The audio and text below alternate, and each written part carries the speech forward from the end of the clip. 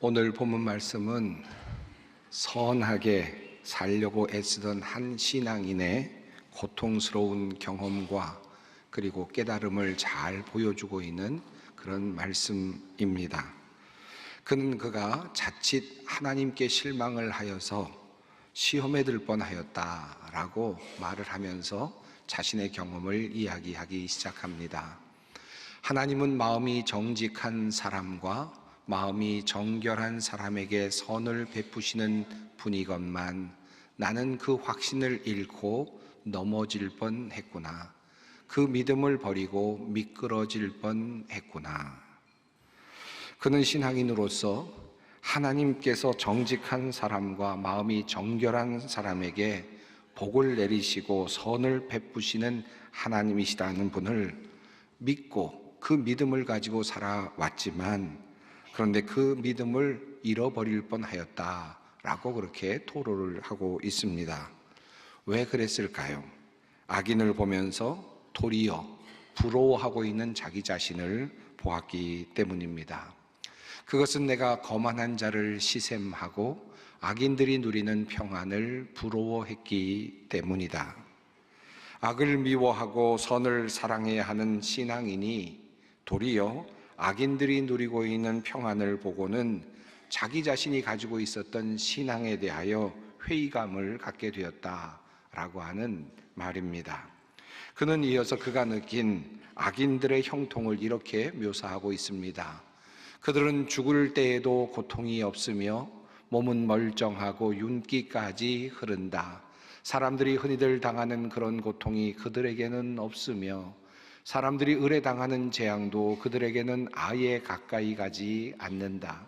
오만은 그들의 목걸이요 폭력은 그들의 나들이 옷이다.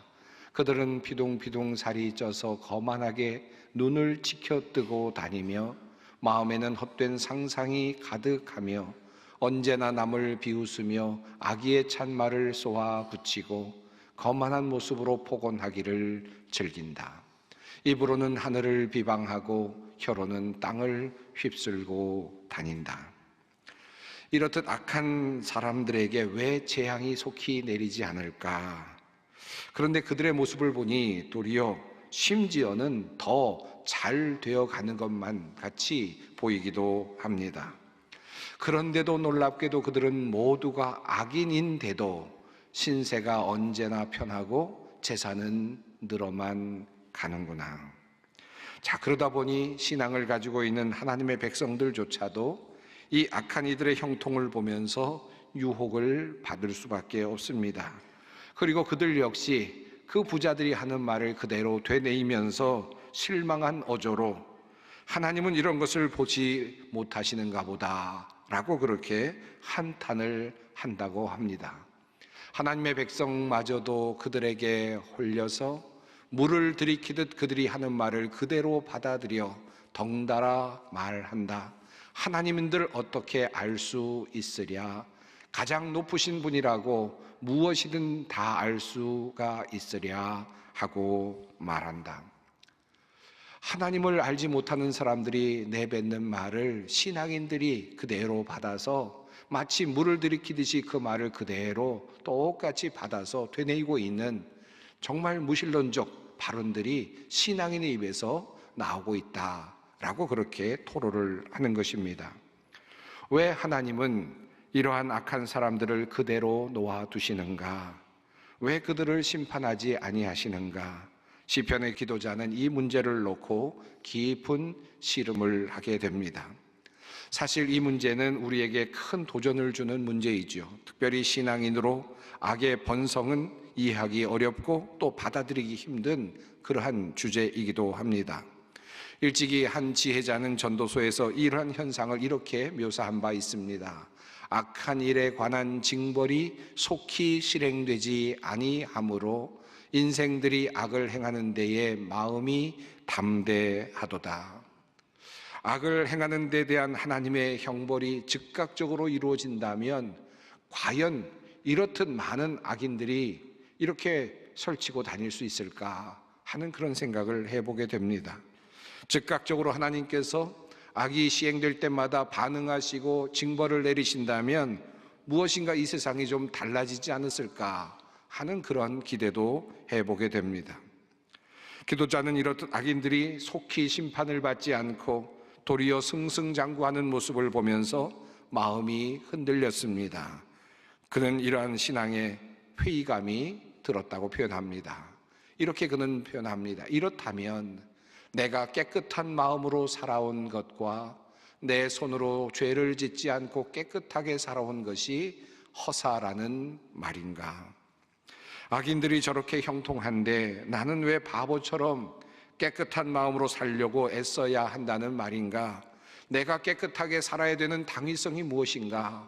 내가 선하게 살아야 될 이유가 과연 그렇다면 무엇이란 말인가? 라는 그런 질문을 던지는 것입니다. 자, 이 문제 때문에 그는 날마다 괴로웠다고 그렇게 토로를 합니다. 하나님, 주님께서는 온종일 나를 괴롭히셨으며 아침마다 나를 벌하셨습니다. 그러면서도 자신도 차라리 그렇게 사는 것이 어떨까? 때로는 유혹도 꽤나 받았던 모양입니다. 그는 이렇게 토로합니다. 나도 그들처럼 살아야지 하고 말했다면 나는 주님의 자녀들을 배신하는 일을 하였을 것입니다. 속에서 여러 번 나도 그들과 똑같이 살까? 그저 타협하며 살까? 이 세상에서 살아가는 사람들처럼 악인들이 사는 것처럼 나도 그렇게 사는 것이 더 현명한 일이 아닐까? 불쑥불쑥 올라오는 생각을 다시 다잡곤 했다라고 하는 말씀이죠. 악인들이 이 세상에서 저렇게 잘 된다면 누가 선하게 살려고 하겠습니까? 누가 착하게 살려고 하겠습니까? 하나님의 말씀을 따라 사는 사람과 제 마음대로 악을 행하며 사는 사람이 차이가 전혀 없다면, 아니 도리어 악인들이 더 승하고 더 잘 나가고 더 부요하고 더 높은 곳으로 올라간다면 누가 어렵게 하나님을 따르는 길을 가려고 하겠습니까? 인간으로서, 사람으로서 당연한 고민이 아닐 수 없습니다. 여러분도 인생을 살아가면서 아마 비슷한 경험들을 참 많이 하셨을 겁니다. 야, 저 사람은 정말 악한데 어떻게 저 사람은 아직도 살아있을까? 저 사람이 저렇게도 나쁜 짓을 많이 하는데 어떻게 발각이 되지 않을까? 저렇게도 나쁜 짓을 많이 하고 있는데 왜 사람들은 저 사람을 그냥 놔둘까? 왜 이런 생각들이 계속해서 올라올 때가 참 많이 있지 않습니까? 여러분은 이러한 상황들을 보시면서 어떤 마음을 갖고 계십니까? 신앙인으로서 이 문제를 어떻게 여러분은 생각하고 마음으로 받아들이고 있습니까? 기도자는 고백합니다.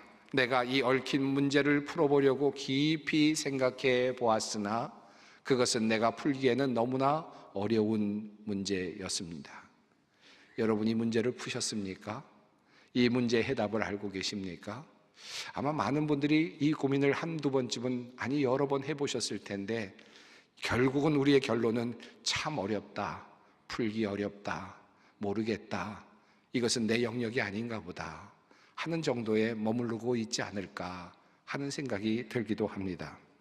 그런데 이 기도자는 이 문제를 놓고 깊이 씨름하고 또 기도하던 중에 한 가지 실마리를 찾았다라고 그렇게 고백을 하고 있습니다. 그는 이렇게 말합니다. 그러나 마침내 하나님의 성소에 들어가서야 악한 자들의 종말이 어떻게 되리라는 것을 깨닫게 되었습니다. 내가 생각하고 사색하고 또 판단하고 할 때에는 그들의 미래가 보이지 않았고 악인들의 그 형통함이 잘 이해가 되지 않았는데, 그런데 하나님 앞에 서 보니, 하나님 앞에서 하나님을 대면하고 보니 깨달음을 얻게 되었습니다 라고 그렇게 고백을 하는 것입니다. 이 난해한 문제의 해답을 하나님 앞에서 성소에 들어가서 드디어 알게 되었다라고 하는 것입니다. 그 해답의 첫 번째는 바로 이 악한 자들이 결국은 마지막을 맞게 될 것이다 하나님께서 심판하실 것이다. 하나님이 계시구나 라는 사실을 다시 한번 마음속에 확인하게 되었다라고 하는 것입니다. 주님께서 그들을 미끄러운 곳에 세우시며 거기에서 넘어져서 멸망에 이르게 하십니다. 그들이 갑자기 놀라운 일을 당하고 공포에 떨면서 자취를 감추며 마침내 끝장을 맞이합니다. 아침이 되어서 일어나면 악몽이 다 사라져 없어지듯이 주님께서 깨어나실 때에 그들은 한낮 꿈처럼 자취도 없이 사라집니다. 하나님이 일어나시면 그들은 흔적도 없이 사라질 것이다 라고 하는 확신이 하나님 앞에서 들게 되었다라는 것입니다. 하나님의 성소에서 그는 심판하시는 하나님을 확신합니다. 비록 더딘 것 같지만 하나님은 분명히 그들을 심판하실 것이고 정리하실 것이다 라고 하는 믿음을 갖게 되었다는 것입니다. 하나님의 때, 심판의 때가 반드시 올 것이다 라는 믿음을 성소에서 굳게 붙잡게 되었다라고 그렇게 고백합니다. 사실은 악인들이 모두 이 땅에서 번성하고 또 안락한 삶을 살아가는 듯 보이지만 실은 그렇지 않습니다. 이 땅의 현실도 역시 그렇지 않습니다. 우리가 잘 되는 모습들만 바라보고 그 모습을 보면서 시기하거나 또는 그것에 대하여 불평을 하기 때문이죠. 한마디로 말하면 착시 현상이라고 할 수 있습니다. 그래서 같은 고민을 토로한 시편 37편의 기도자는 악인의 실패를 얼마든지 이 땅에서 볼 수 있다고 그렇게 우리에게 말합니다. 악한 자들이 잘 된다고 해서 속상해하지 말며 불의한 자들이 잘 산다고 해서 시세워하지 말아라. 그들은 풀처럼 빨리 시들고 푸성귀처럼 사그라지고 만다. 하나님 앞에서 악을 행하는 사람들의 운명을 지금 시편의 기도자는 이렇게 말하고 있는 것입니다. 악인들이 언뜻 보면 잘 나가는 듯 보입니다.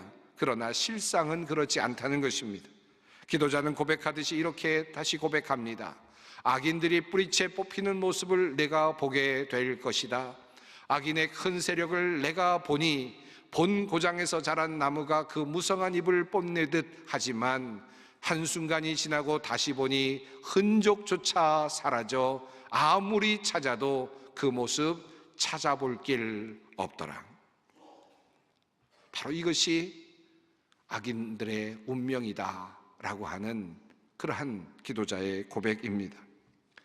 요즘 새벽기도 본문으로 베드로 후서의 말씀을 우리가 함께 읽어가고 있습니다. 교회, 특별히 초대교회에 나타난 거짓 교사들에 대한 이야기를 우리가 함께 읽어가고 있습니다.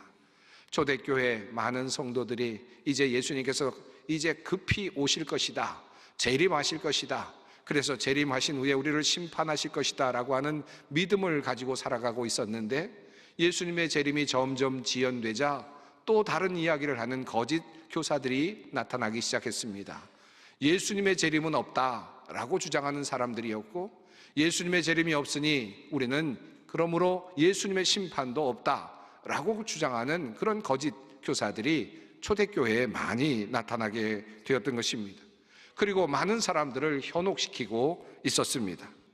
그러나 베드로는 말합니다. 예수님의 재림은 없다, 심판도 없다, 그러니 마음껏 즐기며 살라라고 말하는 거짓 교사들, 또 그것을 따라가는 많은 성도들에게 성경 속에 나타났던 수많은 하나님의 심판의 사례들을 열거합니다.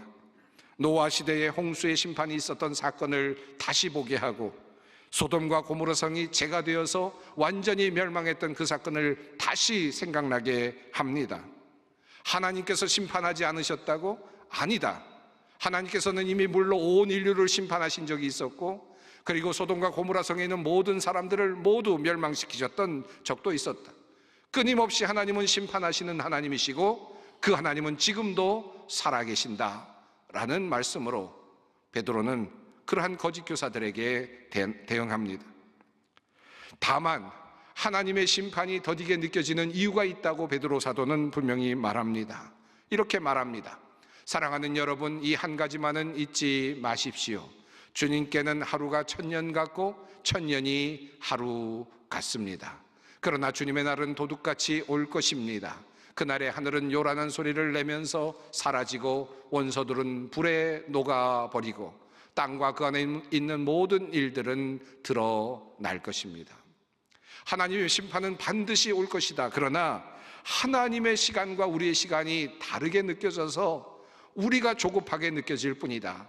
우리는 우리의 인생의 짧은 시간 안에서 모든 정의가 이루어지기를 바라고 모든 심판이 이루어지기를 바라지만 하나님의 시간은 더 길고 그리고 영원하기 때문에 그 안에서 하나님의 뜻을 이루어 가시기 때문에 조급하게 우리가 그것을 우리의 판단으로 판단할 수 없을 뿐이다 라고 그렇게 말씀하죠.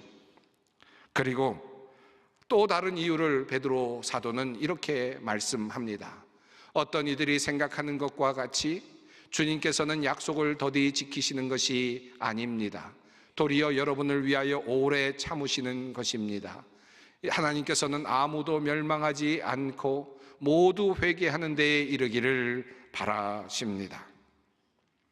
한 사람의 악인이라도 찾으시고 구원하시기를 원하시는 하나님의 마음이 담겨 있기 때문에 저 사람 이미 심판받아야 되는데 저 사람 이미 재난을 받고 하나님의 심판 속에서 멸망해야 되는데 하는 사람들도 아직도 여전히 살아서 움직이는 것처럼 그렇게 보인다는 것입니다. 여기에는 하나님의 은혜가 담겨져 있다. 악인들이 다시 돌아오기를 바라시는 하나님의 은혜로운 마음이 여전히 다시 돌아오기를 원하시는 하나님의 그 특별한 특심한 마음이 담겨져 있다. 이것을 이해하는 것이 필요하다라고 사도 베드로는 성도들에게 말씀을 하고 있는 것입니다.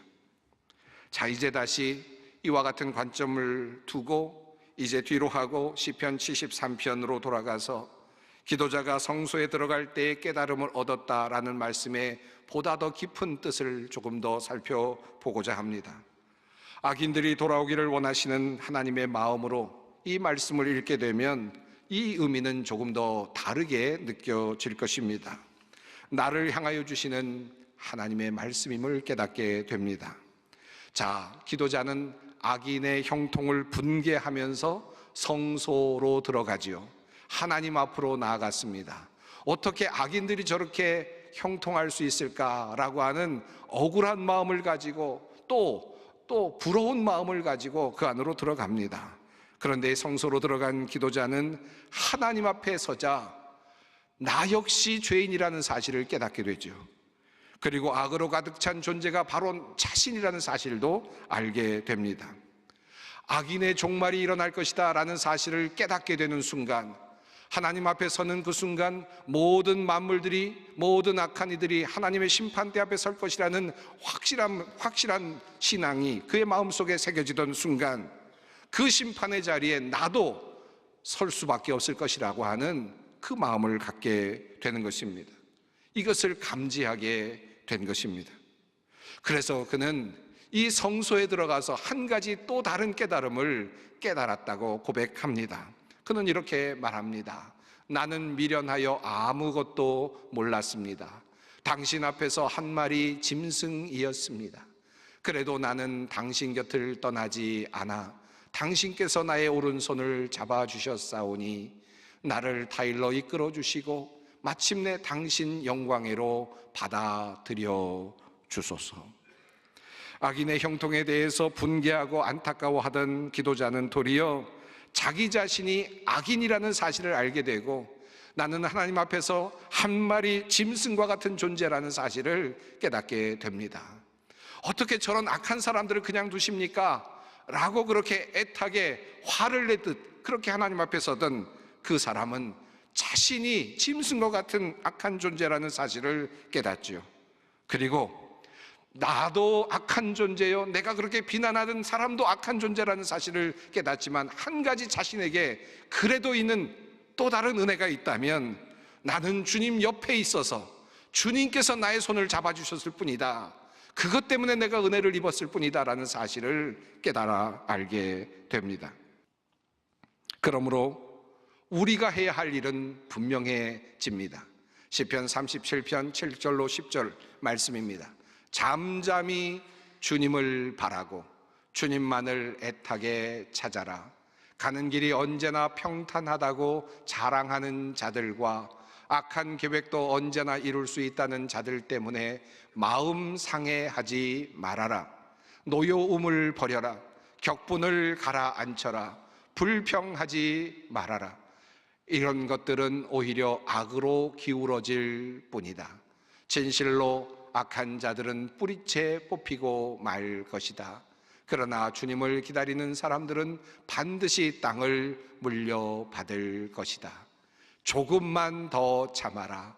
악일은 멸망하고야 만다. 아무리 그 있던 자취를 찾아보아도 그는 이미 없을 것이다. 하나님께서 주시는 말씀입니다. 잠잠히 주를 바라고 주님만을 애타게 찾아라. 악인에게 신경 쓰지 말아라. 악인을 부러워하지도 말고, 악인을 보면서 분개하지도 말고, 악인이 잘못되는 거 보면서 또 좋아하지도 말아라. 악인에 대한 관심을 완전히 꺼버리고 하나님만을 찾아라. 나를 돌아보아라. 그리고 이어서 말씀을 하십니다. 시편 37편 3절로 6절 말씀입니다. 주님만 의지하고 선을 행하여라. 이 땅에서 사는 동안 성실히 살아라. 기쁨은 오직 주님에게서 찾아라. 주님께서 내 마음의 소원을 들어주신다. 내 갈 길을 주님께 맡기고 주님만 의지하여라. 주님께서 이루어 주실 것이다. 너의 의를 빛과 같이 너의 공의를 한낮의 햇살처럼 빛나게 하실 것이다. 이 말씀을 로마서 12장 말씀은 이렇게 다시 번역하고 있습니다. 이 말씀을 마지막으로 여러분에게 드리고 싶습니다. 아무에게도 악을 악으로 갚지 말고 모든 사람이 선하다고 생각하는 일을 하려고 애쓰십시오. 여러분 쪽에서 할 수 있는 대로 모든 사람과 더불어 화평하게 지내십시오. 사랑하는 여러분, 여러분은 스스로 원수를 갚지 말고 그 일은 하나님의 진노하심에 맡기십시오. 성경에도 기록하기를 원수 갚는 것은 내가 할 일이니 내가 갚겠다고 주님께서 말씀하신다 하였습니다. 내 원수가 줄이거든 먹을 것을 주고 그가 목말라 하거든 마실 것을 주어라. 그렇게 하는 것은 내가 그의 머리 위에다가 숯불을 쌓는 셈이 될 것이다 하였습니다. 악에게 지지 말고 선으로 악을 이기십시오. 마지막 말씀입니다. 악에게 지지 말고 선으로 악을 이기십시오. 주님께서 우리에게 주시는 귀한 권면의 말씀입니다. 지금은 선교 헌금 시간입니다. 이 예배를 통해 삶 가운데 은혜와 회복이 충만하시길 간절히 기도합니다.